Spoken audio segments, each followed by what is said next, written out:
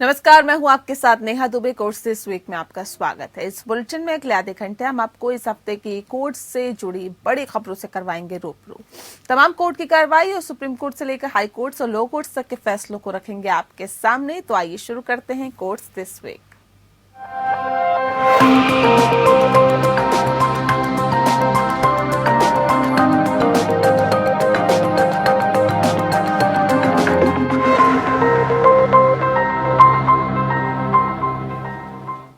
Ukraine से लौटे छात्रों की पढ़ाई जारी रखने के मामले पर केंद्र ने सुप्रीम कोर्ट को आश्वासन दिया है कि उनकी पढ़ाई बाधित नहीं होगी। न्यायाधीश एन वी रमन्ना की अगुवाई वाली एक पीठ ने केंद्र सरकार द्वारा प्रस्तुत किए गए इस बात पर भी ध्यान दिया है कि वह इस पहलू पर गौर कर रही है कि कैसे सुनिश्चित किया जाए कि छात्रों की शिक्षा बाधित न हो। अटॉर्नी जनरल वेणुगोपाल ने कहा है कि सरकार भारत में अपनी पढ़ाई जारी रखने पर छात्रों के अभ्यावेदन पर विचार कर रही है। 22,500 छात्रों को वापस लाया गया है।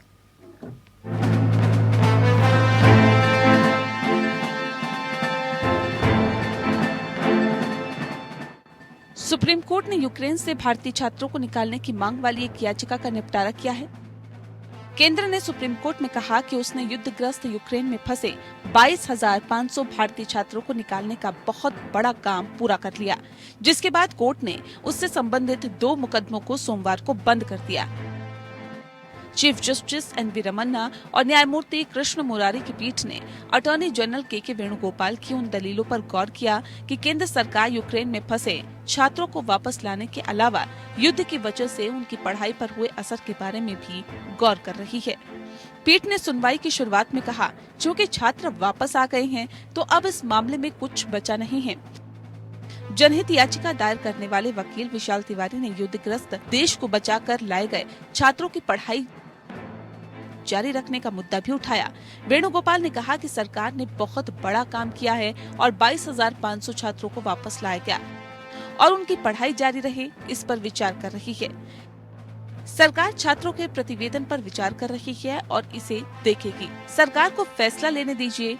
पीठ ने अटॉर्नी जनरल की दलीलों पर गौर किया और मामले को बंद करने का फैसला किया।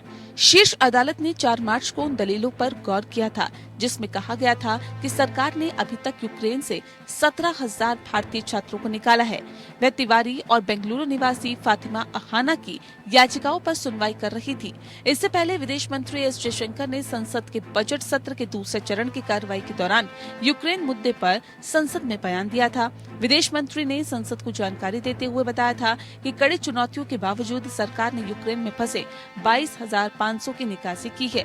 ऑपरेशन गंगा के तहत भारत ने बांग्लादेश, नेपाल और पाकिस्तान जैसे पड़ोसी देशों के कुछ नागरिकों को भी यूक्रेन से निकाला है। इस दौरान बसों और ट्रेनों के जरिए भारतीयों को यूक्रेन के पश्चिम सीमाओं तक लाया गया और वहां से उन्हें विमान से भारत के लिए रवाना किया गया। भारत ने युद्धग्रस्त यूक्रेन के विभिन्न शहरों से अपने नागरिकों को बाहर निकालने में मदद करने के लिए यूक्रेन, रूस और रेड क्रॉस का आभार व्यक्त किया। विदेश मंत्री ने ट्विटर पर अपने पोस्ट में खास तौर पर यूक्रेन के उत्तर पूर्वी शहर सूमी से भारतीय छात्रों की निकासी का उल्लेख किया, जो बेहद चुनौतीपूर्ण था। Bureau report. वहीं कड़कड़डुमा कोर्ट ने आदेश सुनाते हुए उमर खालिद की जमानत याचिका खारिज कर दी। अतिरिक्त सत्र न्यायाधीश अमिताभ रावत इस याचिका पर सुनवाई कर रहे थे। सुनवाई के दौरान आरोपी ने अदालत से कहा था कि अभियोजन पक्ष के पास उसके खिलाफ अपना मामला साबित करने के लिए सबूत नहीं है। वहीं अभियोजन पक्ष की तरफ से कहा गया था कि सीएए प्रदर्शन के नाम पर लोगों को चारे के रूप में इस्तेमाल किया था और खालिद और कई अन्य लोगों पर फरवरी 2020 के दिल्ली दंगों के मास्टरमाइंड होने के मामले में आतंकवाद विरोधी कानून यूएपीए के तहत मामला दर्ज किया गया। आरोप है कि खालिद की मंशा थी कि देश में दंगे कराकर अशांति फैलाई जाए।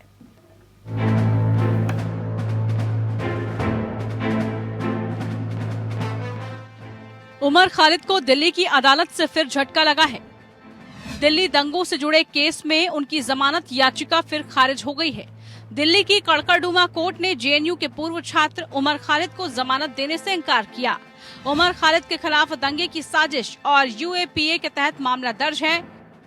दिल्ली कोर्ट ने गुरुवार को छात्र कार्यकर्ता उमर खालिद को 2020 के दिल्ली दंगों में बड़ी साजिश में भारतीय दंड संहिता और यूएपीए के तहत दर्ज मामले में जमानत देने से इनकार किया। अतिरिक्त सत्र न्यायाधीश अमिताभ रावत ने इस महीने की शुरुआत में इसे सुरक्षित रखने के बाद ये आदेश सुनाया। अदालत ने उमर खालिद की ओर से वरिष्ठ अधिवक्ता त्रिदीप पेस और अभियोजन पक्ष की ओर से पेश विशेष लोक अभियोजक अमित प्रसाद की दलीलें सुनी। वरिष्ठ अधिवक्ता त्रिदीप पेस ने तर्क दिया कि पूरी चार्जशीट एक मनगढ़ंत है। पेस ने आरोप लगाया कि टीवी चैनल ने अपने द्वारा प्रसारित वीडियो से खालिद द्वारा एकता और सद्भाव की आवश्यकता के बारे में दिए गए एक महत्वपूर्ण बयान को हटा दिया। पेस ने यह भी तर्क दिया कि आरोपों का समर्थन करने के लिए कोई सबूत नहीं है। ये कहते हुए चार्जशीट खालिद के खिलाफ बयानबाजी के आरोप लगाती है। उसे बिना देशद्रोह के दिग्गज करार दिया गया। पेस ने यह भी तर्क दिया कि नागरिकता संशोधन अधिनियम के खिलाफ विरोध धर्मनिरपेक्ष था। दिल्ली पुलिस द्वारा दायर आरोप पत्र ही सांप्रदायिक है। इसके अलावा इस आरोप को पढ़ते हुए जामिया समन्वय समिति के निर्माण उमर खालिद और नदीम खान के दिमाग की उपज है। इसका उपयोग छात्रों और अन्य लोगों द्वारा विभिन्न आंदोलनों में भाग लेने के दौरान किया गया है। ये तर्क दिया गया कि इस मामले में जांच एजेंसी द्वारा दर्ज किए गए बयान कुछ भी नहीं बल्कि एक मनगढ़ंत सामग्री है जो कानून की कसौटी पर खरी नहीं उतरेगी। प्रसाद ने वरिष्ठ अधिवक्ता त्रिदीप पेस द्वारा ये कहने पर भी आपत्ति जताई कि जांच एजेंसी और जांच अधिकारी सांप्रदायिक हैं। सेक का हवाला देते हुए यूएपीए अधिनियम के 15 जो कि एक आतंकवादी अधिनियम को परिभाषित करता है। प्रसाद ने कहा कि दंगों के दौरान कुल 53 लोग मारे गए। पहले चरण के दंगों में 142 लोग घायल हुए और दूसरे चरण में अन्य 608 घायल हुए। उन्होंने तर्क दिया कि 25 मस्जिदों के करीब रणनीतिक विरोध स्थलों को चुनते हुए 2020 के धरना प्रदर्शन की सावधानी पूर्वक योजना बनाई गई। इसके बाद नवंबर में जेएनयू के पूर्व छात्र नेता उमर खालिद और जेएनयू के छात्र शर्जील इमाम के खिलाफ फरवरी में पूर्वोत्तर दिल्ली में सांप्रदायिक हिंसा में कथित बड़ी साजिश से जुड़े एक मामले में एक पूरक आरोप पत्र दायर किया गया। Bureau report. वहीं शीर्ष अदालत ने BS6 लाइट और हैवी डीजल व्हीकल के रजिस्ट्रेशन के संबंध में कहा कि लोक उपयोगी और जरूरी सेवाओं के लिए BS6 लाइट और हैवी डीजल व्हीकल के रजिस्ट्रेशन की इजाजत दी जाती है। इसके लिए कोर्ट के आदेश को दिखाए जाने के लिए कहने की जरूरत नहीं है।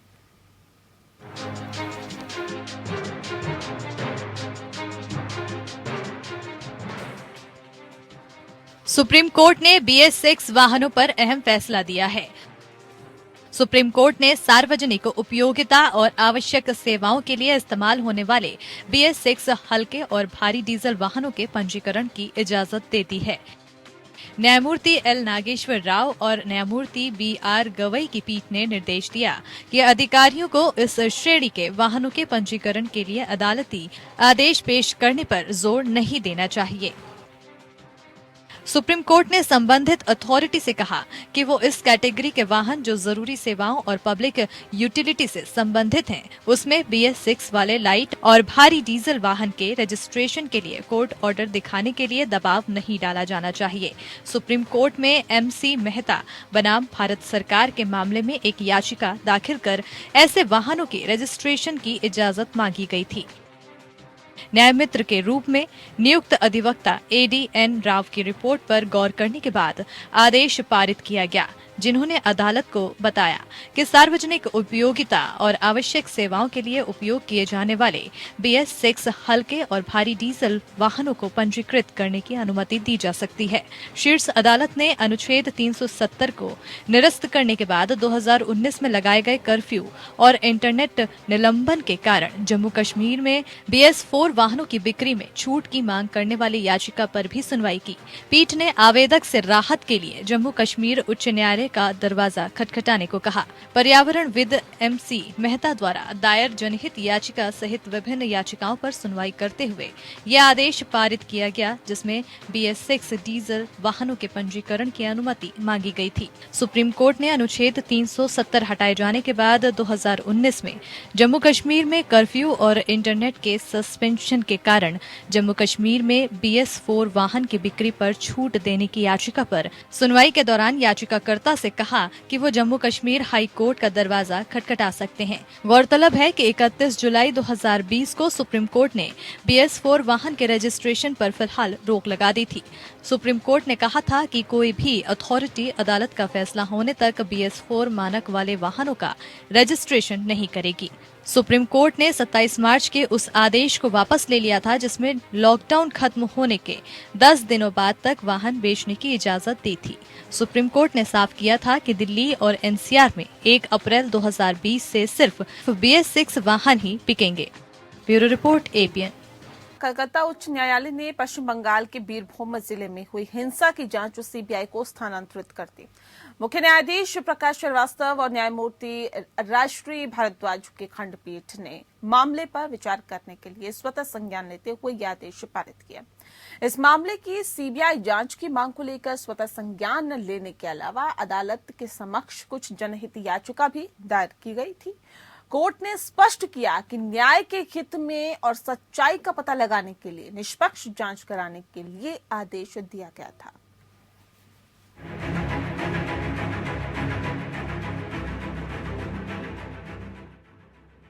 कलकत्ता हाईकोर्ट ने शुक्रवार को पश्चिम बंगाल के बीरभूम जिले में हुई हिंसा की जांच CBI को सौंप दी है।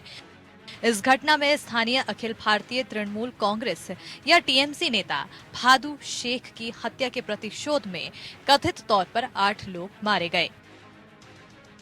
पश्चिम बंगाल के बीरभूम में हुई हिंसा का मामला सुप्रीम कोर्ट पहुंच गया है। सुप्रीम कोर्ट में जनहित याचिका दायर की गई है। याचिका में सुप्रीम कोर्ट के रिटायर्ड जज की अध्यक्षता में SIT गठन कर जांच की मांग की गई है।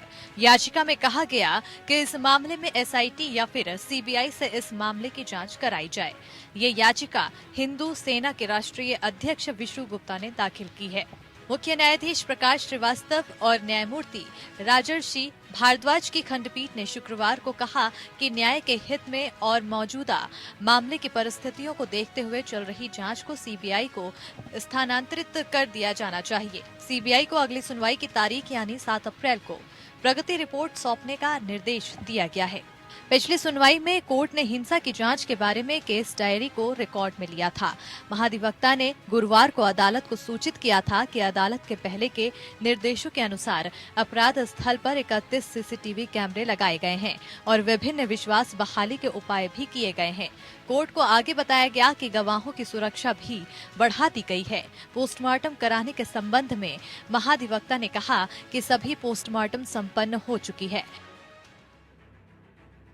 कोर्ट को आगे बताया गया कि एक मामले को छोड़कर बाकी सभी पोस्टमार्टम की वीडियो रिकॉर्डिंग की जा चुकी है। अदालत ने पहले दिल्ली में केंद्रीय फॉरेंसिक विज्ञान प्रयोगशाला यानी कि CFSL को अपराध स्थल का दौरा करने और बिना किसी देरी के फॉरेंसिक जांच के लिए आवश्यक सबूत एकत्र करने का निर्देश दिया था।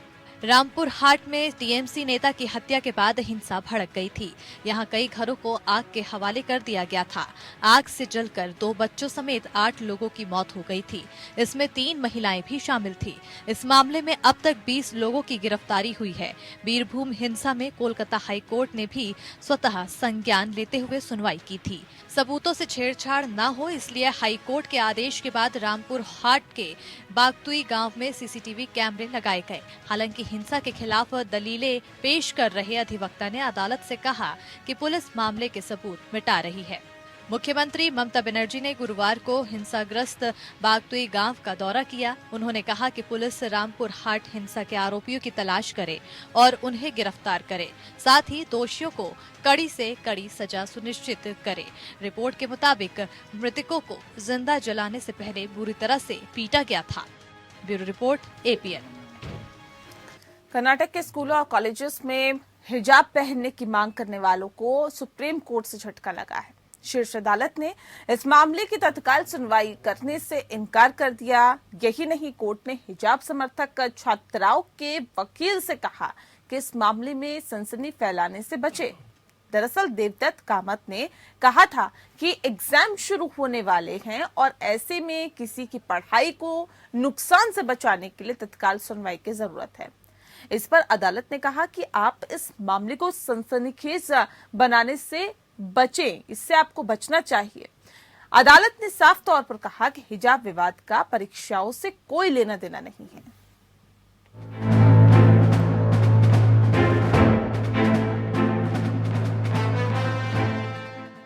सुप्रीम कोर्ट ने शैक्षणिक संस्थाओं में हिजाब पहनने की मांग करने वाले याचिकाकर्ताओं को झटका दिया है। सुप्रीम कोर्ट ने कर्नाटक के हिजाब विवाद को लेकर दायर याचिका पर तुरंत सुनवाई से इनकार कर दिया है। इसके साथ ही शीर्ष कोर्ट ने जल्दी सुनवाई का आग्रह करने वाले वरिष्ठ वकील देवदत्त कामत से कहा कि वह केस को संवेदनशील न बनाएं। कर्नाटक हाई कोर्ट के आदेश को छात्राओं ने शीर्ष कोर्ट में चुनौती दी है। इस पर गुरुवार को मेंशनिंग के दौरान छात्राओं के वकील कामत ने सीजेआई एनवी रमन्ना से कहा कि ये मामला अर्जेंट है क्योंकि विद्यार्थी परीक्षा नहीं दे पाएंगे और उनका साल खराब हो जाएगा। इस पर जस्टिस रमन्ना ने कहा कि इस मामले का परीक्षाओं से कोई लेना देना नहीं है, मामले को संवेदनशील न बनाएं। वहीं कर्नाटक के प्राथमिक माध्यमिक शिक्षा मंत्री बीसी नागेश ने कहा था कि जो छात्रा और छात्राएं परीक्षा में शामिल नहीं होंगी, उनके लिए दोबारा परीक्षा आयोजित नहीं कराई जाएगी। बीसी नागेश ने कहा था कि अदालत के आदेश का हम पालन करेंगे। परीक्षा में गैर हाजिर रहना मुद्दा होगा, गायब रहने का कारण नहीं। अनुपस्थित रहने के कारण चाहे जो भी हो, किसी के लिए भी परीक्षा दोबारा आयोजित नहीं कराई जाएगी। कर्नाटक हाई कोर्ट ने शिक्षा संस्थानों में हिजाब पर पाबंदी के खिलाफ दायर याचिका खारिज कर दी है। हाई कोर्ट ने हिजाब को इस्लाम का अनिवार्य हिस्सा नहीं माना है। मामले में पहले से भी सुप्रीम कोर्ट में याचिकाएं लंबित हैं। सुप्रीम कोर्ट ने हिजाब याचिकाओं की सुनवाई के लिए कोई विशेष तारीख देने से इनकार कर दिया। इससे पहले भी शीर्ष कोर्ट ने अपील कर तत्काल सुनवाई से इनकार किया था और होली की छुट्टी के बाद तक इसे टाल दिया था। मीडिया रिपोर्टों के अनुसार हिजाब प्रतिबंध के कारण कई छात्रों ने परीक्षा छोड़ दी। इस पर कर्नाटक के शिक्षा मंत्री बीसी नागेश ने कहा कि परीक्षा छोड़ने वालों के लिए कोई पुनः परीक्षा नहीं ली जाएगी क्योंकि ऐसा कोई प्रावधान नहीं है। हाई कोर्ट ने जो कहा है हम उसका पालन करेंगे। अंतिम परीक्षा में अनुपस्थित का अर्थ है अनुपस्थित। रिपीट परीक्षा आयोजित नहीं की जा सकती है। Bureau report. वहीं बिहार के मुजफ्फरपुर समेत दूसरे आश्रय गृहों में लड़कियों नाबालिगों के शोषण मामले में सुप्रीम कोर्ट में सुनवाई हुई। इस दौरान सुप्रीम कोर्ट ने बिहार सरकार से 2 हफ्ते में बताने को कहा है कि उसने लापरवाही बरतने वाले अपने अधिकारियों पर क्या कार्रवाई की है। वहीं बिहार सरकार ने सुप्रीम कोर्ट को सूचित किया कि सीबीआई की सिफारिशों के अनुसार दोषी अधिकारियों के खिलाफ कार्रवाई की गई और इस दौरान सीबीआई ने भी अपना पक्ष रखा। सीबीआई ने कहा कि जांच पूरी हो गई है। 19 लोगों को निचली अदालत ने दोषी ठहराया है। मुंबई की संस्था Tata institute of social sciences की टीम ने मुजफ्फरपुर स्थित बालिका गृह से 21 लड़कियों के साथ यौन शोषण का खुलासा किया था। इसके बाद पुलिस की जांच में सामने आया कि शेल्टर होम से 6 लड़कियां गायब हुई। वर्ष 2013 से 18 के बीच ये पीड़ित लड़कियां गायब हुई थी। साथ ही इसके बाद राज्य के समाज कल्याण विभाग ने प्राथमिकी दर्ज की। पहले तो मामले में 10 लोगों की गिरफ्तारियां हुई। गायब हुई लड़कियों का कोई पुलिस रिकॉर्ड नहीं था। इसके बाद मामला सीबीआई के पास पहुंचा। सीबीआई जांच में एक के बाद एक कई चौंकाने वाले खुलासे हुए। सीबीआई जांच में शेल्टर परिसर में हड्डियां बरामद की गई। इस मामले में ब्रजेश ठाकुर समेत 21 लोगों पर सीबीआई ने चार्जशीट दायर की। मामले पर पहले पटना हाई कोर्ट में सुनवाई हुई। इसके बाद मामला दिल्ली की साकेत कोर्ट पहुंचा। वहीं सुप्रीम कोर्ट के पूर्व प्रधान न्यायाधीश रमेश चंद्र लाहोटी का बुधवार शाम हृदय गति रुकने से निधन हो गया। बताया भी जा रहा है कि उनके पार्थिव शरीर को अंतिम संस्कार के लिए दिल्ली में लाया गया और दिल्ली में उनका अंतिम संस्कार किया गया। वहीं उनके निधन पर प्रधानमंत्री नरेंद्र मोदी ने ट्वीट कर खेद जताया। प्रधानमंत्री ने कहा कि जस्टिस आरसी लाहोटी न्यायपालिका में अपने योगदान के लिए याद किए जाएंगे।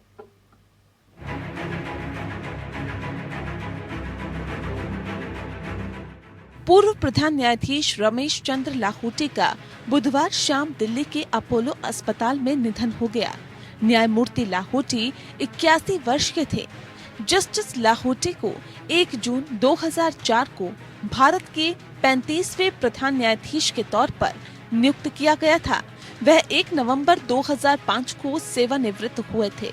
उनके निधन पर पीएम मोदी समेत तमाम नेताओं ने शोक जताते हुए उन्हें श्रद्धांजलि अर्पित की।